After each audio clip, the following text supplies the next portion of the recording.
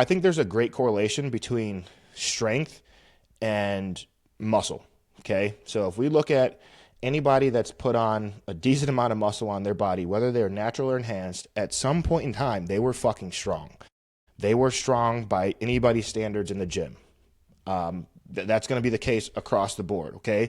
And then maybe at some point in time, after they built that base strength, they were able to pull back and refine that process. But that base strength, right, getting some of those big compound lifts up to a respectable number, that was a part of the building of the base of strength and muscle, right? And in Joe's case, I want to make sure that with a couple movements, basically squat, bench, and deadlift, okay? They're variants of them, so it's not straight barbell, but with those movements, the fastest way to build a base of strength is not to do everything you possibly can do, put every set into failure. It's not. That's why powerlifters don't train to failure. Because if that were the way, then that's how powerlifters were trained, because they are training for strength specifically, right?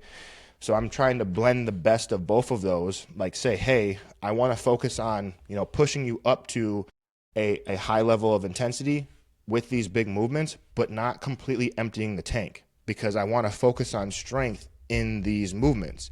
You can empty the tank on some of the, excuse me, on some of the other movements like leg extension, leg curls, like the single joint stuff, like that's fine. But on those big movements where I want you to get up to, 3 plates, 3.5 plates, or whatever the target is, like we're moving some weight. I want to pace it, and I don't want you emptying the tank, because that is going to be the most direct route to getting strong across those lifts. Yeah, and it's working. Like everything from week one to now is heavier and more reps, and so to me, I'm just excited because I'm like shit. Like I feel good. Like we have the additives and stuff that we talked about a couple weeks ago or last week.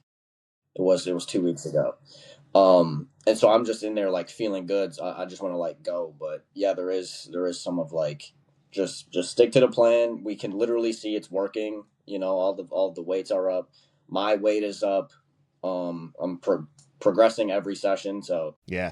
The thing with like training submaximally, like going in and not necessarily doing the most weight that you can possibly do, it's a delayed gratification. It's like, we were all like newbie gym bros at one point in time, and you'd go into the gym and you put some weight in the bar, do some reps, put some weight, and you would just keep climbing up until you max out, right?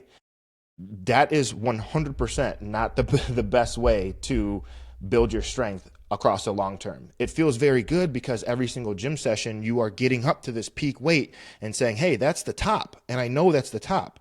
But ultimately, doing that is going to stall you out much sooner in the long run than doing the sub max work and building the skill set and not fucking nuking yourself every single time. But the issue with that sub max work is that you feel like you can do more. You're like, is this even helping me to get these, the top level of the strength? Yes, it is. You have to tuck those little payments in, or those little investments in, and just know like this is adding up. This is adding up. And when the time is right, then we can kind of start shifting the focus and touching into like, really, really emptying the tank and actually seeing what we got,